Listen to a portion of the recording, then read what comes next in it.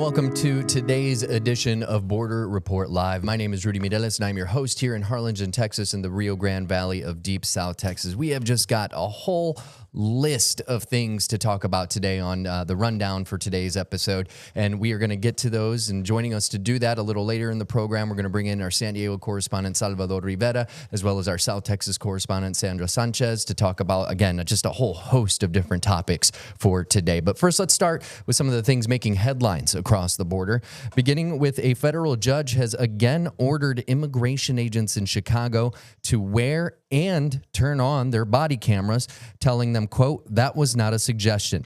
U.S. District Judge Sarah Ellis issued the order last week, citing concerns about increasingly violent clashes between federal agents deployed in Operation Midway Blitz and the public, as well as the federal use of tear gas against protesters. In court this morning, she reminded them that her order requires any federal agents working under Operation Midway Blitz to wear body cameras and keep them on during all law enforcement activities. In today's follow-up hearing, she reiterated her requirement for body cameras, saying, quote, "Maybe I wasn't clear yesterday. That wasn't a suggestion." She told lawyers for the Trump administration, "I am modifying the temporary restraining order to include body-worn cameras." And I wanted to bring in our San Diego correspondent, Salvador Rivera, now to discuss another order that's come down. Sal, can you fill us in?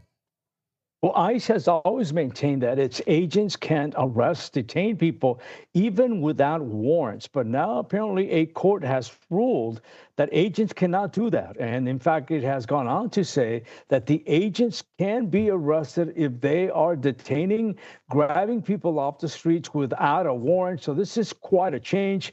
Will ICE follow it? Of course, that is, Rudy, the big question. Yeah, and it's often a question like, for example, the body-worn cameras issue or the use of tear gas. You start to wonder, these are federal law enforcement agents. Who's supposed to enforce these rules, these guidelines on these agents?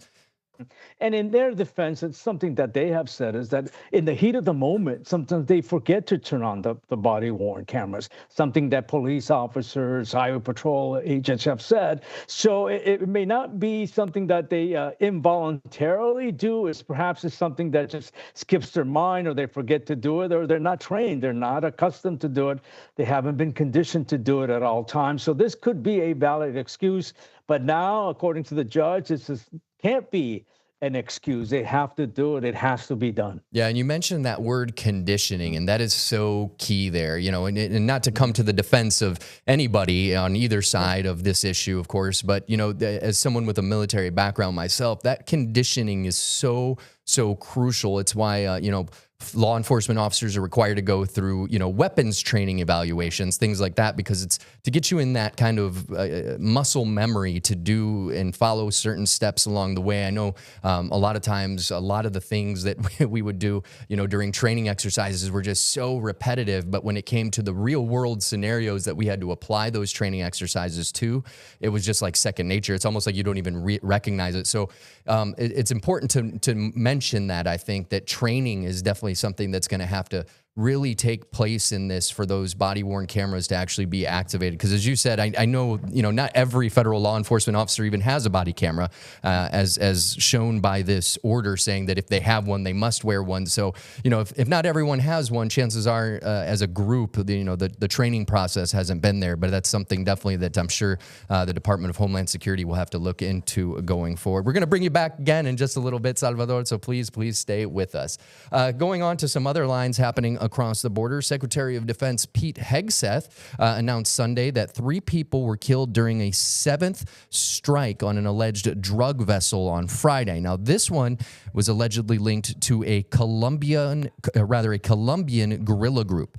The strike came just one day after a U.S. attack on a submersible in the Caribbean Sea killed 2 men and left 2 survivors. The abrupt retirement of the 4-star Navy admiral overseeing the U.S. military strikes against those boats in the Caribbean is raising some alarms as to the validity of the attacks and the Trump administration's broader plans in that region. So U.S., if in case you didn't know, U.S. Southern Command head Admiral Alvin Halsey will step down at the end of the year, which is actually 2 years ahead of schedule. Typically in the military, when you gain a command, it's either 2 to 3 years at a time. And once you get higher up in those flag officer ranks, those commands are typically around 3 years long. And so he's leaving 2 years ahead of schedule. Now, the president says these boats are transporting drugs. The Trump administration has steadily escalated its actions toward the Venezuelan government. The U.S. has sent 10,000 troops in addition to warships, fighter jets, and a nuclear submarine to the Caribbean in support of what officials are calling counter-narcotics operations. Also happening while those troops are headed to the Caribbean, about 120 Michigan National Guard soldiers are on their way down here to the U.S. southern border. Now, these troops are based out of Traverse City, but they were honored during a ceremony on Friday in Grand Rapids, Michigan, as they prepare to spend the next year away from home. Their exact mission has not yet been released, but we do know that they are headed to Fort Bliss to start with. Now, the Trump administration has been sending the Guard to a number of Democratic-run cities across the U.S., but the Michigan National Guard says that this is their 6th deployment to the border since 2020. And like the previous deployments, the plan is that troops will assist U.S. Customs and Border Protection. I have reached out myself to the Michigan Army National Guard to see if they can share any plans on where these troops are planning to go exactly along the border. We do understand it could be a sensitive matter when it comes to troop relocations and movements, but we're going to keep asking and get you any information and bring you the latest as it develops. Wanted to bring in our South Texas correspondent, Sandra Sanchez, now to talk about another thing that we've been kind of talking about over the last couple months. And it's kind of two things in one almost. We're talking about the buoys that we've been telling you about. There was the ones that we talked about last week, Sandra, that, the plan to put more here in the Rio Grande near our area of responsibility down here in Deep South. Buoys, yeah, those border barrier buoys. But we've got new reporting from you that says there are buoys going in, but it's not the type of buoys we're typically, or rather we were kind of expecting. Right, Rudy. Actually just came from Anzalduas Park, which is in Mission, Texas, and there are just visible from the dock there 5 buoys that have been put up in the water and posted with the sign explains, there we go. That's video I just shot, and there's some close-ups. You can see it's really hard to read. But the criticism has been since April when the military established these national defense areas, meaning if immigrants illegally cross into the United States and cross into these military zones, they can be slapped on with additional charges. But the criticism has been that these signs are not visible. So these were put recently in the Rio Grande. It's still really hard to see. I've got a hard zoom on that. Basically, it says this is a restricted area and you could be charged if you take photographs and if you cross this line. Basically, it was out there with a bunch of fishermen who said they did see a kayak kind of approach and then turned around and went back. This is literally right in the middle of the river in between where the park, there are 2 parks there, Anzalduas on the U.S. side and on the Mexican side in Reynosa. There we go. We can see the Mexican side there. So, this national defense area, they're finally putting some signs in the water. It is a step in the right direction because before you couldn't even see it if you stood up on the shore. This is a photo I took a couple months ago from the shore, and you can see how much words there are. But that's the standard sign that they're putting up all along the border. Obviously, it's far different in El Paso where we have desert and we don't have deep water like this. So, the troops came out and actually went in and put that. Since April, they've actually established 4 NDAs in New Mexico, El Paso, here 250 miles in the Rio Grande Valley, and most recently in August in Yuma, Arizona. And so you said there were fishermen out there, and I know last time this happened when they were putting up those initial signs that we got a picture of earlier in that video, a lot of folks were kind of pulling up into, to dock their boat or to get their boat up the boat ramp, and asking them, you can't even see that thing. What are fishermen saying about these signs in the middle of the water? I mean, they noticed it. There were 5 buoys just from this one pier. They knew it said something. They couldn't read it. And basically, this part of the Rio Grande is really wide. There's a lot of space for boats to get out there, to maneuver, for kayakers. And so, it's not a tight spot of the river. And so they do have chances on the U.S. side to go out there and still play in the water. And they were saying fishing, but the one guy I talked to, Mr. Garza, said that since he was a child growing up here, he always came to this area, and now he really feels like it's becoming much more militarized. And almost feel like there's more eyes on.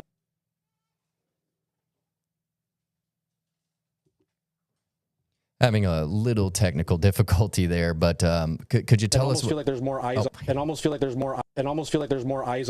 Yeah, sorry about that. Little technical difficulty. Yeah, Can you tell us what he was saying there? Yeah, basically there's more eyes on them. There's constables, there's border patrol, there's buoys now with signs in the river. He knows this is an NDA. The park closes early. It opens later. He says it's just not the place that he grew up being able to go. But he does understand the need for controlling illegal immigration in this part of the Rio Grande Valley in South Texas. But, he says he's just out there to catch and release fish and have fun with his buddies, and doesn't quite understand so much intense pressure put on this one segment. It's interesting because Enzo Duas Park, for those of you that are maybe new to Border Report Live, Enzo Duas Park was kind of where they were bringing one of a couple different points. They were bringing migrants that they were catching, trying to cross the border illegally in between ports of entry during the height of everything before Title 42 expired a couple years ago during the Biden administration.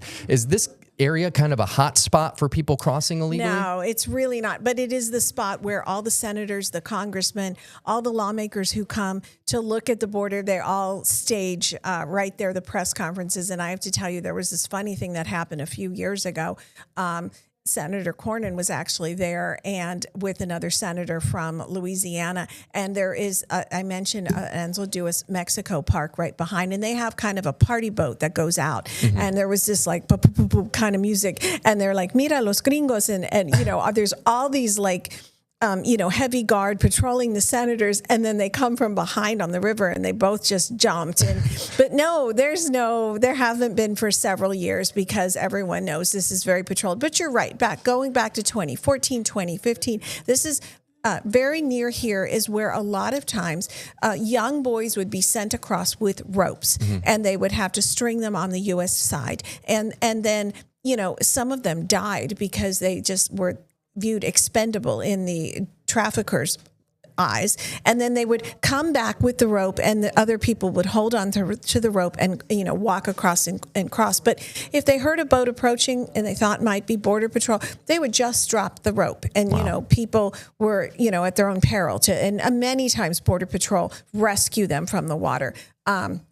It's very deep here, and there are several currents, and so it is a dangerous part of the river. So, glad to see some signs going up that let people know exactly that this part of the river is part of this national defense area. Yeah, I know that was a big, sticking point was, how do I know if I'm crossing into a zone or not? Right. A couple months ago when all these national defense zones were established. All right, well, thank you so much for your reporting on that. We're going to bring you just back in just a little bit as well, Sandra, as well as our San Diego correspondent Salvador Rivera. When we come back, he's going to tell us about a new tax on the other side of the border that's pretty interesting. And we're going to talk about, again, a whole host of different things throughout the program. So stay with us. Border Report Live is back in 1 minute.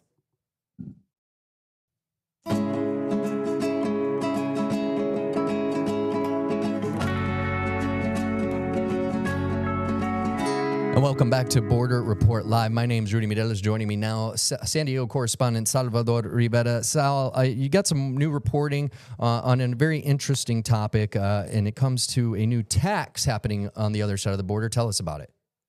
Well, this is about to become a reality in a few months. And this sort of dates back to the year 2000, when they did a survey and they found out that about 20% of Mexicans were obese. And now 20 years later, the number has gone up to 40%. Wow. And they expect that by the year 2040, half of the people in Mexico will be extremely overweight, obese. So when President Sheinbaum took office, one of her first priorities was, hey, collectively, we have to become healthier as a country.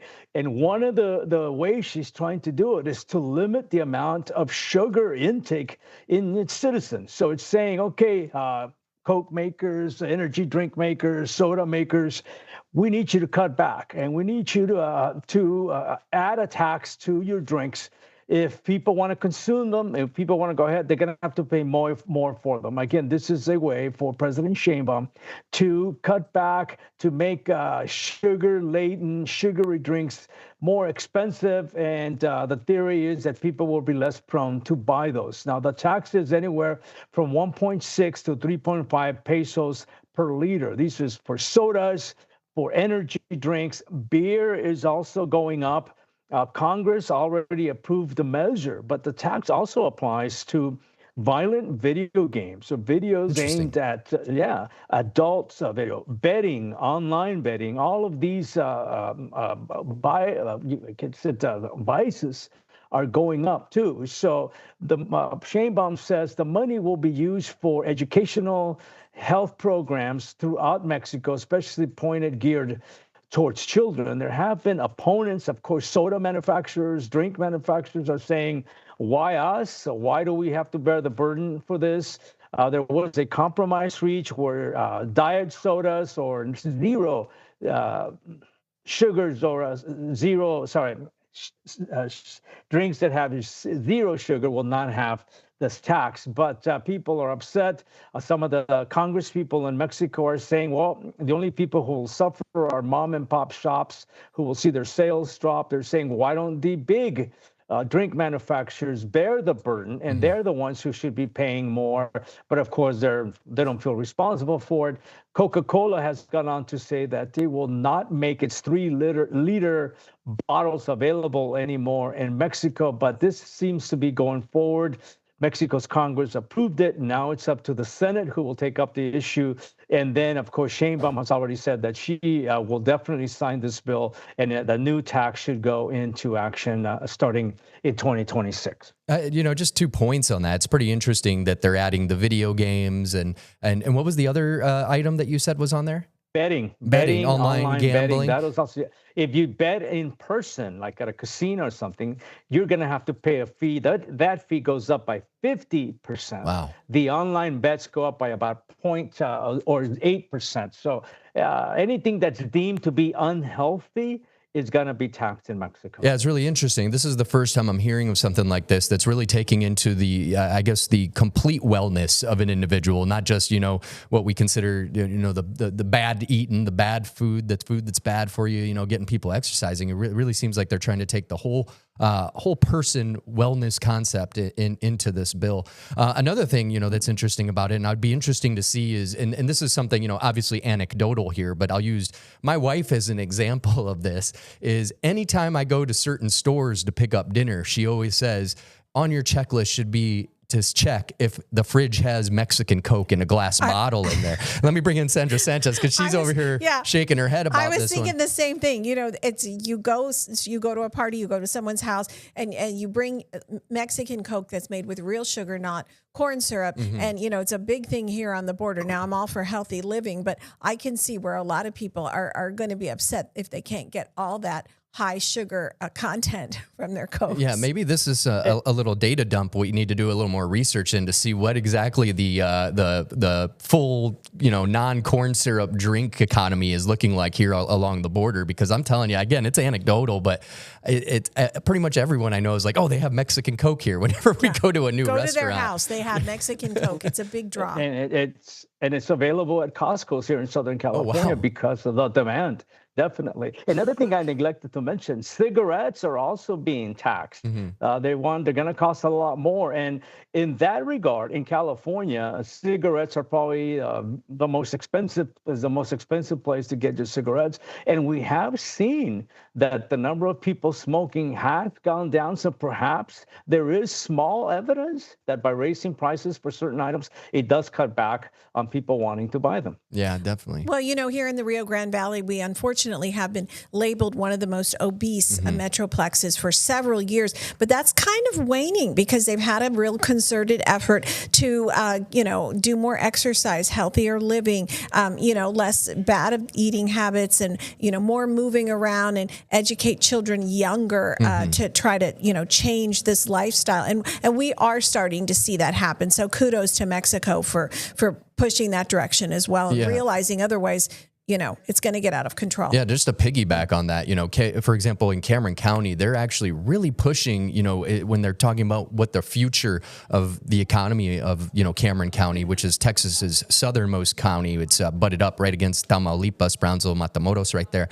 One of the things they're pushing for is ecotourism, getting more people that love to cycle, that like to be running, that like bird watching, whatever it may be, stuff that gets people outdoors. And they're making a real concerted effort to invest in new opportunities for people to do that. Again, not just from here, people that live, work, and play here in the Rio Grande Valley, but trying to attract people that like to ride bikes. Hey, come on down and ride your bike down here in Cameron County. So, as you said, Sandra, it's a big effort, not just in Cameron County, but across all four Valley counties to get off that nasty USA Today, I think, puts that list together of the most obese cities in America. So Laredo actually has a marathon that starts in Laredo and goes to Nuevo Laredo through Mexico, and it's the only one like it. It's the only binational. So maybe we need to have more efforts like this for healthy living on both sides. Oh yeah. Well, both of you, please stay with me. I got to take a quick break. We'll be right back in about a minute.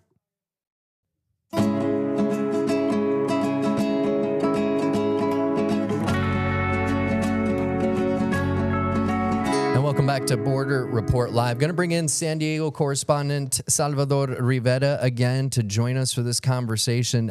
Salvador, we've been talking about the last couple of weeks, and specifically last week about the truckers, the new rules for truckers, which is taking a lot of the trucker numbers down. But you have some new reporting that said there could be some improvements come, which is during, it couldn't come at a better time, holiday season. So fill us in.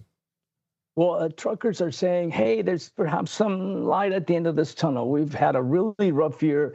That's what truckers are saying. Trucking companies are telling us that during 2025, their trips across the border dropped by 40%.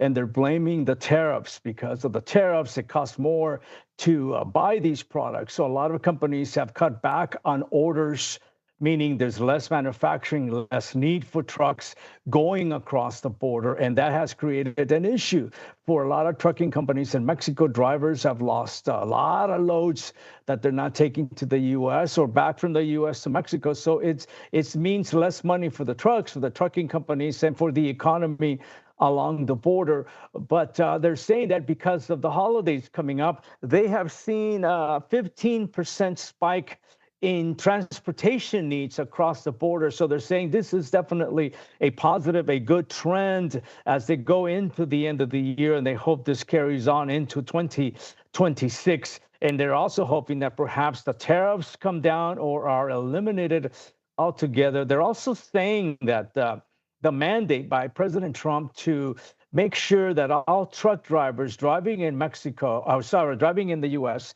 have some sort of English skills, that they can read signs, they can communicate with law enforcement. So they're saying that right now, according to the Northwest Freight Haulers Association in Mexico, 80,000 truckers drive along the border, go back and forth, and 80% of them do not speak English. And they're saying that so far, 5,500 truckers have been taken offline. They've lost their privileges to drive in the U.S. So this is also hurting the industry in Mexico. Truck drivers are hoping that the United States eases or relaxes these restrictions on drivers who do not dominate the English language. They're saying that let's perhaps not be as stringent, as strict on this as possible to improve the economy and help people make a better living by driving a truck. Yeah, not to mention, the trucker economy being hurt, but we're, on this side of the border where those truckers are going to drop off those goods, because it's, they're not just going straight to the final destination. They're kind of coming over here, dropping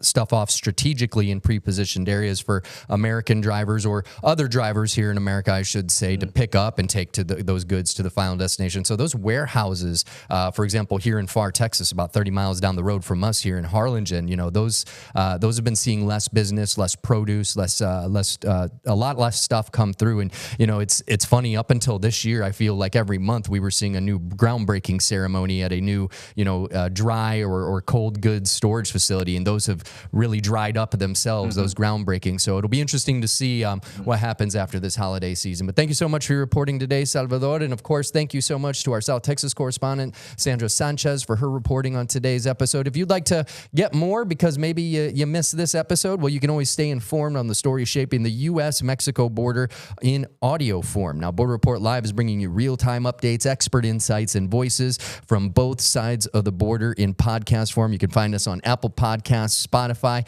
as well as the iHeartRadio app and YouTube. They're all at the bottom of your screen there. Also want to remind you to check out our partners at Political Power Ranker. It's a show tracking movers, shakers, and rulemakers in American politics, all of it based on data. So make sure to check it out. You can find more on it at abc27.com or check your local Nexstar station's website. For Salvador and Sandra, my name is Rudy. Have a great day.